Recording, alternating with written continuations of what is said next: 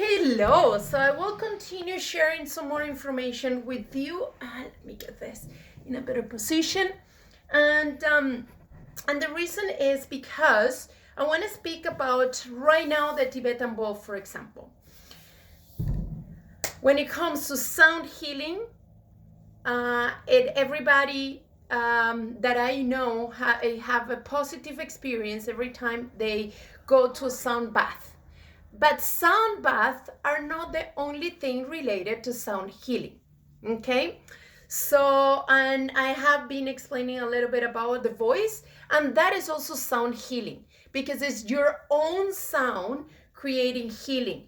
Again, I want to share this, I want to reinforce this. Remember that with your voice, with the sound that you create, there is frequency that it can heal or create a disease, which could be a stress or many other things, right? Because there's also an emotion attached to it.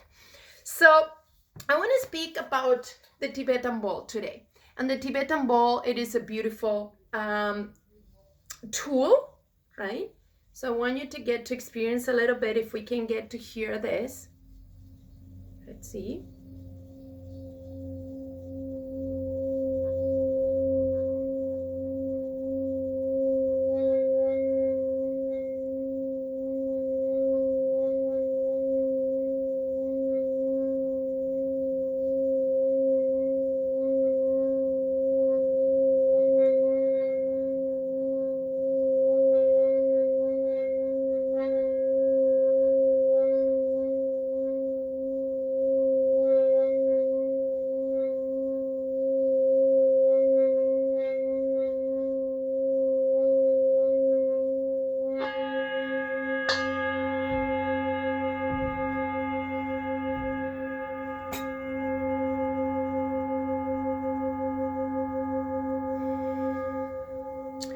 So I'm gonna read a little bit to you about the Tibetan bowl, okay? So it says that they're made out of normally 7 metals, which is gold, silver, mercury, copper, iron, tin, and lead. So, and each one of those metals actually represent a planet. And I'll give you the explanation. Gold represents the sun, silver, the moon, Mercury, it represents Mercury, copper, Venus, iron, Mars, tin, Jupiter, and lead, Saturn. So that being said, imagine when we're playing the Tibetan bowl, it's not only creating a physical, mental, spiritual, and emotional connection, it's also creating that connection with all these different planets, right? So that's number one thing. And so basically, when people ask how old is the Tibetan bowl and all that kind of stuff, it is really hard to tell unless that you really know where it come from and when it was made. But let's say those ancient Tibetan bowls, it is really hard to tell when it was made or even the exact metals that were used, because in order to do that study, so they basically need to damage the bowl. So which is why it is quite unknown when you see all these different things. So this particular one, it is handmade. So which means that they go and start and start like hammering the bowl so you can tell. And then it is coming, this particular one is coming from Nepal. That's where I get it from. And so through my mentors, and they basically order that from Nepal itself. So there is a physical effect that you can get when the Tibetan bowl it's being played, right? And remember, it's also all about the intention as well. So when I'm using the Tibetan bowl for healing, I also work with a person just to figure it out what will be the intention and how we're going to use the Tibetan bowl, for example. Okay, and so the idea it is we're living in a world where there is a lot of dissonance in our body. It is called stress because there's the noise out there. It is the noise from social media. It is noise everywhere. So there's a lot of dissonance. And the idea it is to create more resonance or more harmony within our body. And so sometimes when it comes about healing, creating dissonance, it's important. And the reason being, it is because even though that your cells and everything, it is in disorder, but they're still in a place, right? They might be like this, right? But they're like set like that. So when I do healing and I want to put everything in place, I will have to create dissonance. So then I gotta get everything inside your body to go create chaos. When I create chaos, then all those things that were misplaced, they go like this and then start going like crazy.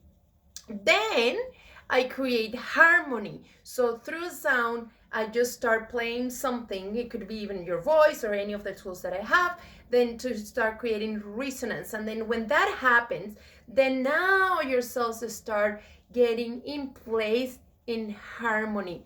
So that's when you feel that you're in alignment. Okay? So, but that's happened also at the physical level inside of you. You might feel it, you might not, who knows? And it can create a relaxing response, and you can even feel some movement in your body. Some muscles start like moving, and you're like, oh my God, what's happening? There's also creates a mental response, which is it can be create a calming response in your brain, that you feel more calm, you feel more clarity of thoughts after the healing. And also it can create it says the beats or wavering sound in the ball, especially the Tibetan balls, entrain the brain wave into deeper state of consciousness. Okay, so that is massive. This is why this tool, it is so powerful. And emotionally, you can feel more calm, and it also can dissolve negativity. Okay, so here we go. At the spiritual level, the effect can be, it creates an altered state of consciousness, which is right now what we all would like to create. And it provides access to deep inspiration and spiritual guidance. Imagine just with this and just go through it, and it is very powerful. That is incredible. It can also be used for massage, by the way. So I can put it on your body, and then depends on where I put it and all that kind of stuff, I can start tapping, and then it creates the waves, start creating massage in your body. And there's also another way of doing it with several ones around your body, and start creating that beautiful sound massage. It's not sound based at this point, it is massage. It can also relieve pain. It can relieve any emotional pain or emotional blockage. It also can be used to clear the field. Okay, so which is very wonderful as well. And it can be used like when we're using your voice. It can be used for toning as well, and then clearing the space, right? Like it's just something that it's super important, and also can help to balance your chakras. So this is all the different things, and people actually, and even myself, sometimes underestimate the power of the Tibetan ball and all the energy and frequency and everything. Again, all it is based on the intention that we also put in when I am using the Tibetan ball. So I hope this is helpful for you guys to understand the power of sound in different ways with different tools.